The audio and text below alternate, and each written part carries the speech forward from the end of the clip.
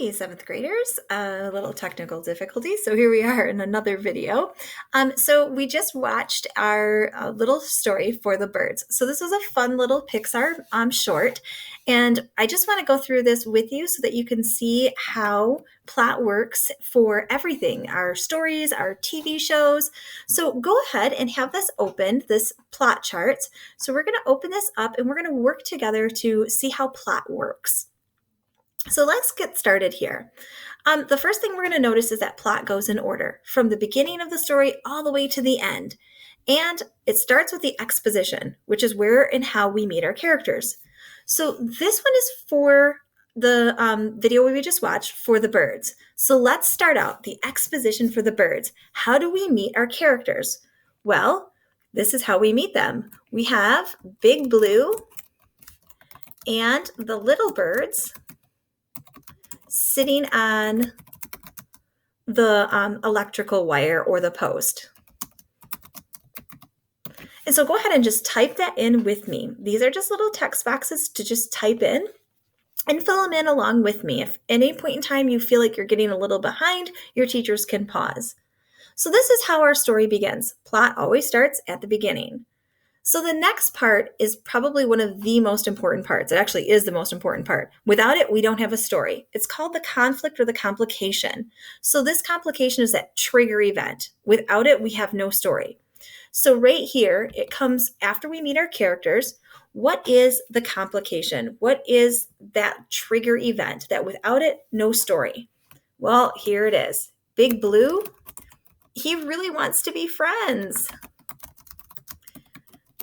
Now, if Big Blue hadn't landed on the telephone pole and hadn't gone over to want to be friends with him, we never would have had a story. So it continues on.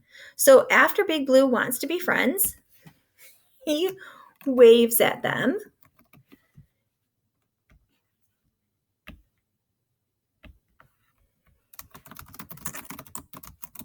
So he waves at these little birds. He comes over to join in with them.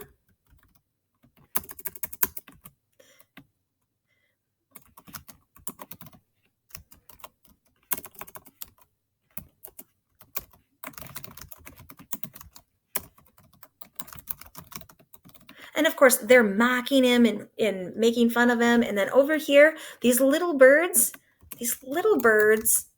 poke at him. They poke at Big Blue. They make him fall over. They poke at his feet. And it leads all the way up to this moment. Now, this is the moment in the story or in any TV show that you watch where it's the highest moment of action. It's the climax. So the highest moment of emotional tension or drama. And here, you got it. It's when the little birds go flying right up. So here we go. We've got the little birds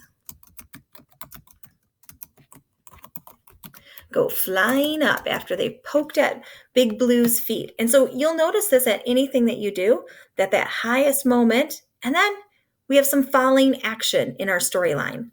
So these are the events that happen after, and then the story's pretty much done and resolved. So right here, the falling action is literally falling naked birds.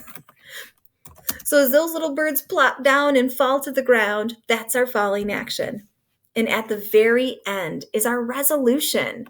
So this is our conclusion to our story. Here, it would be when Big Blue gets the last laugh.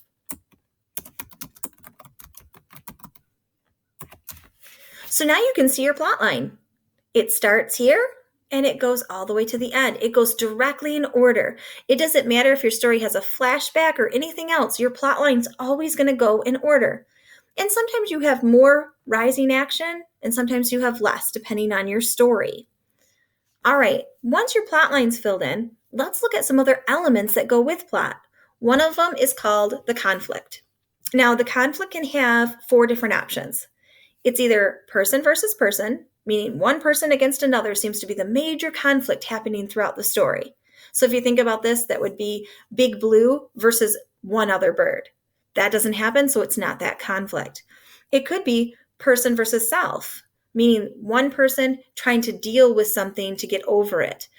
Here, we don't have Big Blue struggling with something within himself. It could be person versus society. That's one person versus a whole group. So here we have Big Blue versus a whole group of little birds. So our conflict is for sure person versus society. So let's go ahead and put that in.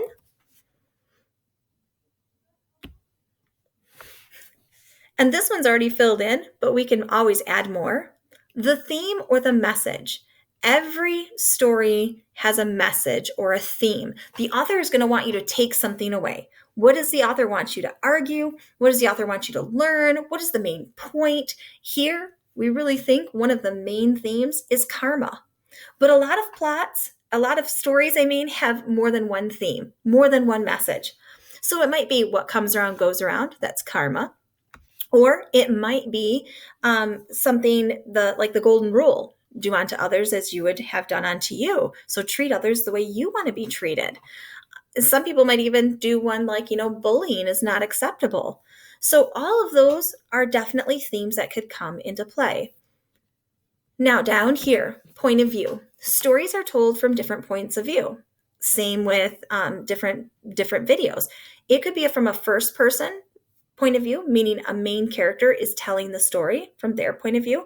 It could be a third person where you've got a narrator or an outsider. This one is definitely third person, especially being that it's a short little cartoon. So a third person point of view. Our setting is where and when the story takes place. So our setting takes place on the wire. So it's our birds on the wire. So we're right there on that telephone wire. In our genre here is fiction. It's not a true story, but it's quite interesting and fun. So now that we've gone through our For the Birds, we're going to be moving into trying one for after 20 years. So I'm going to put this in full screen for you in case you need to take a minute to try and copy down any of those. So if you need to pause this right now so students can catch up, that would be fine. Okay, we're going to go to slide 2. This is our plot for after 20 years. You're going to be asked to make and fill in some of these plot lines, and you'll also be asked questions about plot for all of our stories to come. But seeing how this is the first one, I want to make sure that we do this one together so you understand all the elements of plot. So again, these are text boxes, and we're going to go through our plot line for after 20 years. Plot goes from beginning to end. So we're going to start right here with our exposition. How do we meet our characters? Well, right here at the very beginning, we meet our characters with a policeman on the beat.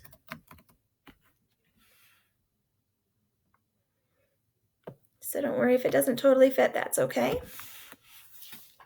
We've got our policeman walking the beat, so that's where it starts. Next, this is that part. This is the part that if we didn't have it, no story. So if this wasn't here, no story.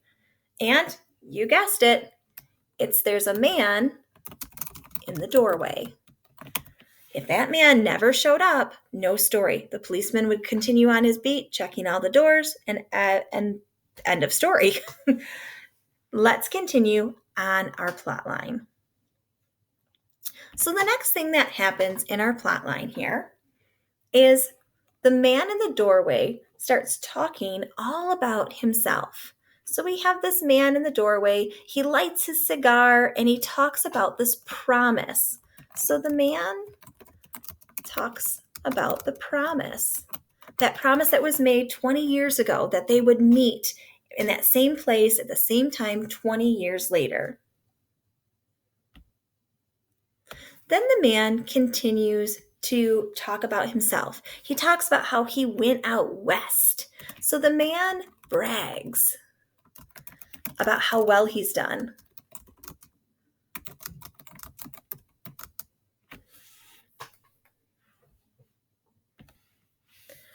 All right, now here is where Jimmy shows up. So Jimmy shows up, and it leads all the way to this moment. So we're looking along our plot line as we keep going down. So the highest point of interest or suspense If you guessed it, it's when we find out that Jimmy isn't Jimmy.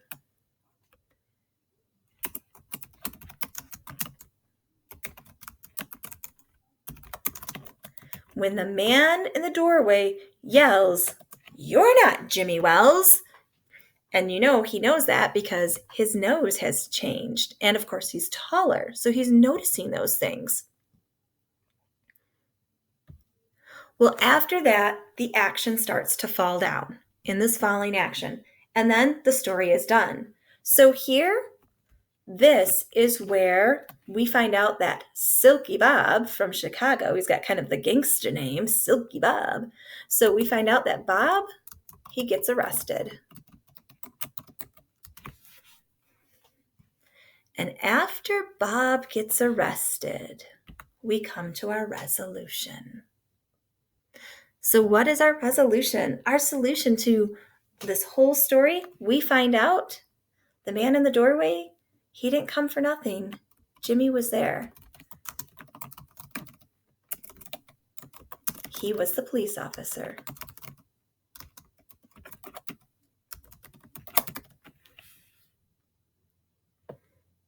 And we learn that from that note. So this is where that note is given to him. So here's your plot line, going from beginning all the way to end. And after we're done filling this out, I'll put it in full screen so that if you didn't get something copied down, you can get it copied. So here we go. We're going to look at the conflict. So we're looking at some other elements of plot. Looking at the conflict, person versus person. Is it Bob versus Jimmy, or Bob versus the police officer? Person versus self. Is it one character who's really struggling with something within themselves? Is it person versus society? Is it one character versus a whole group of people? So what do you think as you're looking at this? If you said person versus self, you're right. A lot of people like to say it's person versus person, but it isn't Bob against Jimmy. Throughout this whole story, Jimmy is there, and he's struggling with what should he do? As he continues to talk to the man, as he knows that this man is his friend, what should he do? Should he arrest him? Should he tell him who he is? Should he get somebody else to arrest him? So the conflict here is an internal one. So it's person versus self. And what do you think the theme or the message is? So the theme or the message probably isn't don't commit a crime. I mean, while you shouldn't commit crimes, but the message or the theme here is probably something a little bit more about that decisions can be really tough, that having to make the right decision isn't always easy.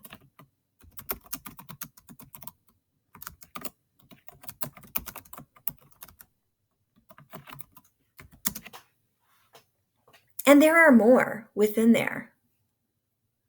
You know, doing the right thing can affect your friendships. I mean, these are other themes that can come up. So here's our setting. We look at our setting right now. It's going to be in New York City.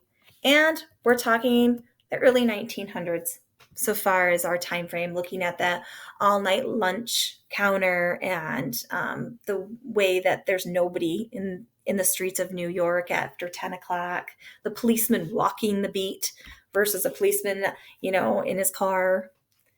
In our genre here, again, is fiction. It's a fictional story, takes place a while ago. Finally, our point of view, first, second, or third. If it's in first person, that means Jimmy or Bob are telling the story from their perspective. If it's in third person point of view, it means that a narrator is telling it from an outsider's point of view. So this selection is third person. It uses a lot of third person pronouns like he, she. All right, I'm going to put this in full screen. So if there's anything that you missed on it, you can go ahead and copy it down. Okay, teachers, when everybody's got this all done, go ahead and stop this video. And if there's time, play the next video, which is all on context clues and doing some context clues practice with Mr. Cheney. All right, I'll see you tomorrow as we continue with After 20 Years.